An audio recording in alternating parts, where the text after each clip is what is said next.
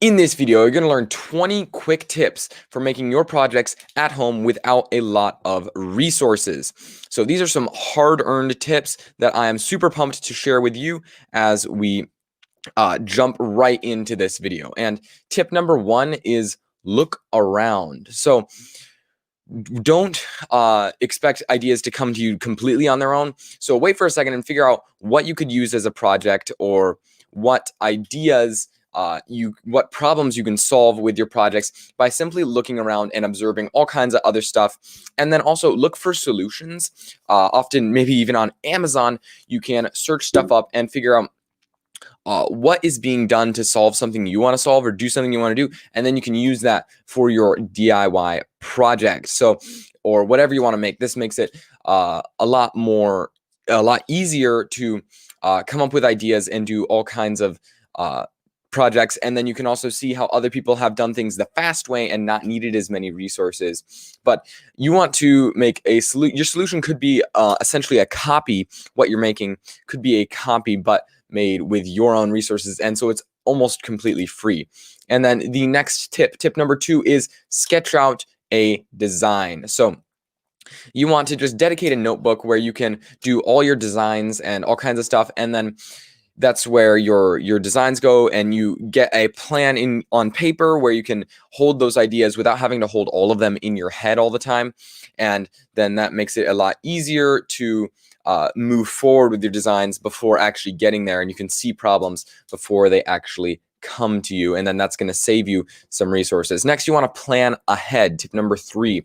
So make sure you have everything you need. You might not have a whole lot of things that you actually need to bring together, but maybe you realize that you need another battery for your tool, or maybe you need some extra cardboard. So plan ahead, make sure you have everything that you need, and you want to be prepared when you start building. You don't want to suddenly run into a problem where you have to then break up your creative process. And next, you want to save your templates. So this is only applicable for some things, but other times it's super important. So if you are cutting out or tracing the same thing over and over again, which is often the case if you're working with like cardboard or paper or things that you're going to stack, you want to have your template. You cut the one piece out, and then you can trace it over and over again onto the resource that you're using. Trace it over and over again. You can cut that out, and it makes it a lot faster, and then also saves you a lot of time. And then also, next tip we have is set up in your area, or set up in a good area. So this is basically, you want to make sure that you are setting up in a place that's suitable, and you're not going to damage anything. It'll also increase your productivity, but you don't want to set up over like your nice carpet, because you don't want to damage stuff. And also, you don't want your family to get upset at you when you start building stuff in the hallway.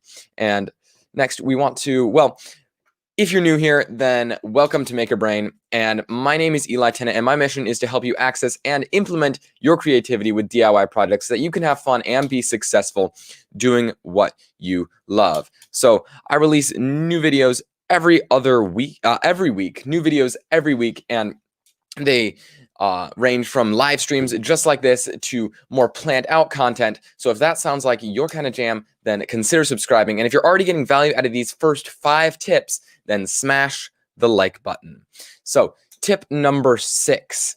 Tip number 6 is clean up. This doesn't sound super fancy, but it is actually very helpful to do. So when you clean up, it gives you more creativity. So because clutter kills creativity, when you start cleaning up, it makes it a lot easier to be creative. And beforehand is best if you can clean up, and then later when you show up with your creative fire, it's all ready to be laid down and pound out that creativity right where you want it. And if your project goes over multiple days, it's good to clean up after each session rather than before, so that when you come in, it's all ready. And also, you can get right to it. So then when you're also during the project, you want to occasionally clean up, make sure you get your space all ready to go for the next step during the project. And then use the right tools is tip number 7. So don't be afraid to get up and go get something, because oftentimes the best tools are not right next to you, and then you have to go find those. But it's tempting just to try and use exactly what you have, but often you have more tools than you actually know you have. So for me, I've got a number of tools down here in my space, but then if I need to do some other kinds of projects, often I'll go all the way up into the garage, grab the saw, and come all the way back down. And in the long run, that saves me time rather than trying to get through with like my small knives. So make sure you are using the right tools for the job. Next tip, we want to make sure that we listen to something. If you're this kind of person like me, you want to be as productive as possible. So listen to something while you are making. Just kind of a quick bonus tip. And that your brain doesn't need to be like, you're using your creativity, but oftentimes you're just you're doing something that you've already planned out. Now, listening to something while you're planning can be a difficult thing to do. So I recommend shutting down whatever you're listening to while you're planning, while you're using your brain to come up with a really in-depth idea. But then when it comes to just cutting stuff out, listening to something inspirational, something educational, or just music, those are all, like podcasts, can all just optimize your time and make things move faster for you. So that tip is listen to something. And next up, we want to take breaks. But first, let me know what if you listen to things while you are making projects. Let me know in the live chat and smash the like button so that this video can reach more people. But yeah, let me know if you take breaks or listen to something while you're making stuff in the live chat or in the comments below. And creativity takes work. I know that a lot of time it's just what we want to do, but at the same time, it does take work, and you want to re-energize occasionally with a walk or something else, and probably do this like about every hour. So you don't want to be sitting down doing something forever, but also you don't want to be constantly taking breaks. So something I've learned, a good recommendation would be to do something a little bit physical as your break. Don't just go sit down, watch a YouTube video, then come back. That's not going to do anything for you. So go outside, go for a short run for maybe like a minute and a half, then take a break, run for another minute and a half, take a break, and then you'll be super re-energized, ready to go with your creativity. Next up, we want to make sure that we aren't discouraged by failure while we're making stuff without very many resources, because if we don't have a lot of resources, it is easy to run into problems because we don't have the perfect solution for everything. And when you don't have the perfect solution for everything, it is harder to make the perfect object in the end. So when you don't have like the perfect drill or the perfect glue gun. So I just want to remind you that failure is a stepping stone to success.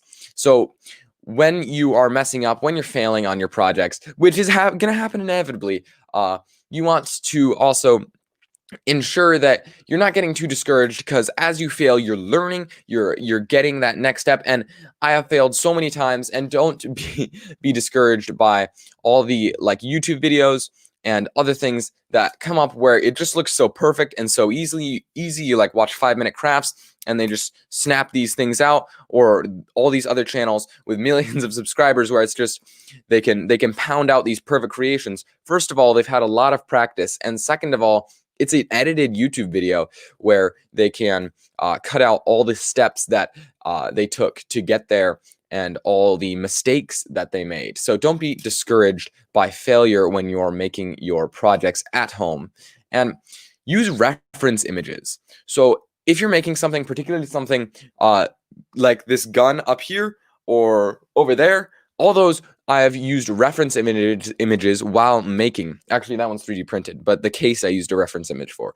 So you want to make sure that you don't try and use everything in your brain, because that can be kind of challenging. So as you are creating, you just go onto Google, search it up, and then go to images. So like you get that little bar there where you can go to images, and This will give you new ideas when you see something like maybe a different color scheme or something else special that allows you to just bring it up another level. So use reference images in your creations, but at the same time, don't be afraid to go off the beaten path. So this is tip number 12. Don't be afraid to go off the beaten path and just have fun. That's basically what I'm trying to say here is you're gonna create the coolest things, the most unique things with your own creativity, and you're gonna be the most proud of those, as opposed to something else that you just like pulled from the web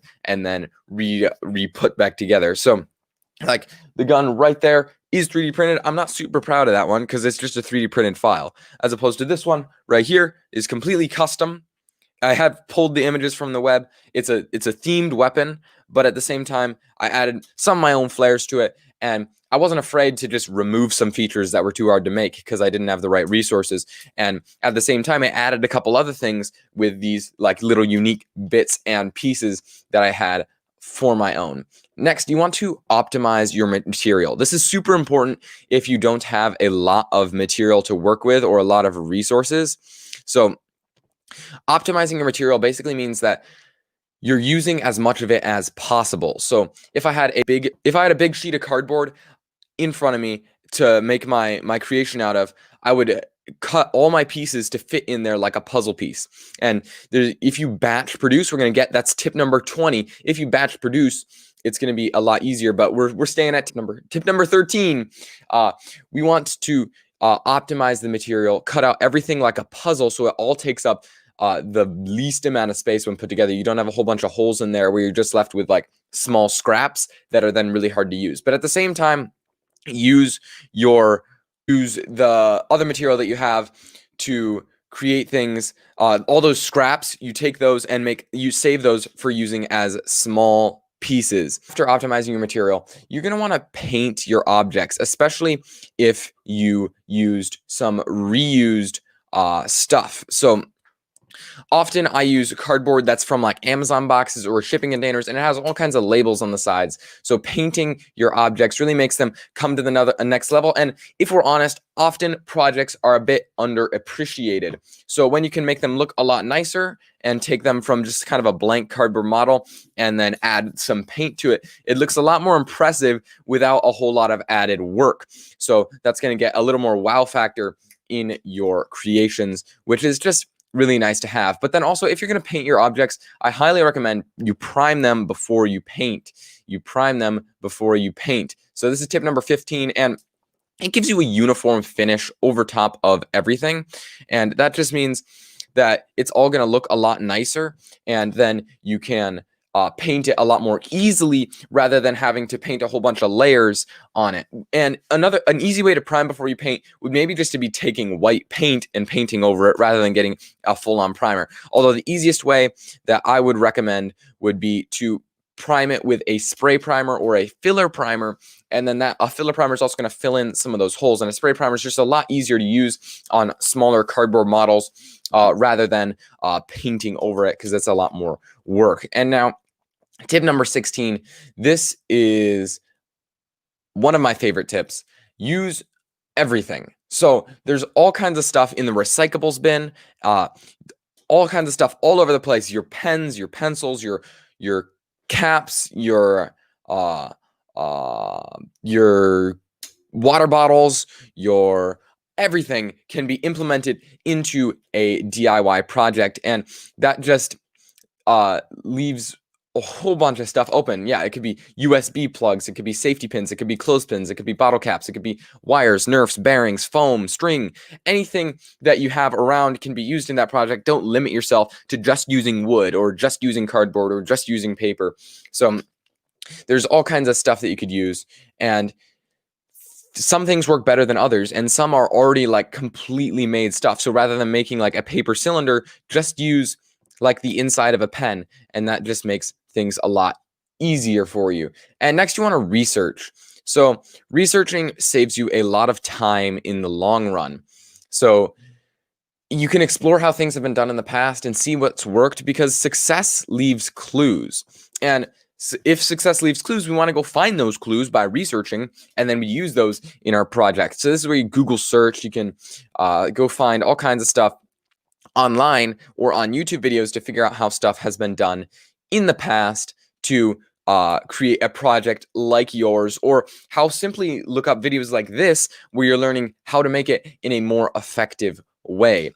So you can also get other people's opinions on during this step, because that is also in the realm of researching, because as you research, gathering other people's opinions on things is a good way to evaluate your projects and see if they're even a good idea.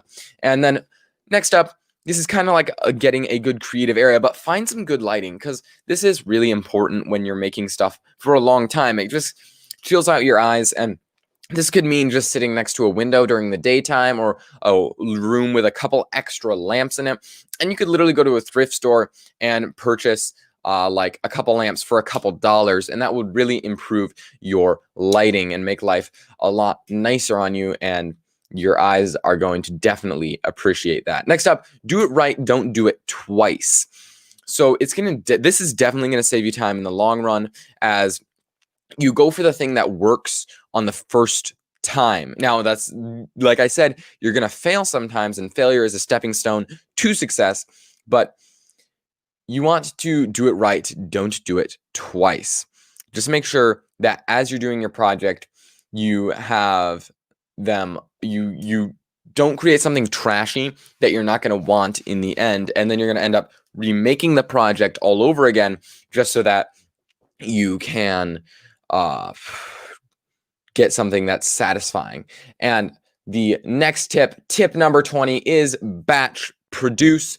This is a big one for when you're trying to save time making your projects and make lots of consistent things. So just like I mentioned earlier, when you are using your templates, batch producing is a lot easier. And this is just a way to focus your energy as you cut the same object out again and again and again and again and again and again and again. So you're going to, when you have to cut out something from cardboard, perhaps you want to cut all your objects out from cardboard. Then when you have to do your wood objects, maybe you cut all your wood parts out. And then when you need to cut out your paper, maybe you do all your paper parts, and then you put them all together at the end. And this is going to focus your time and energy and make you more productive as you get faster and into a rhythm. And it's also going to give you much more consistent parts, rather than if I were making this and I cut out this side and then built all this middle part, then cut out the other side. These edges, for one, I wouldn't be able to use it as a stencil because it would already be have a bunch of stuff on it. And two, they're not going to be as consistent with each other, which is very important when you're trying to make a symmetrical model like this. By the way, headphone stand holder video coming out soon. I'll link it up once it's out. If you want to learn my 5-step process for creating projects that solve problems, click or tap the screen right there. And if you want to see another video by Maker Brain, go ahead and click or tap the screen right there. As always, I'm Eli Tennant. This is Maker Brain, and I'll see you next time. God bless.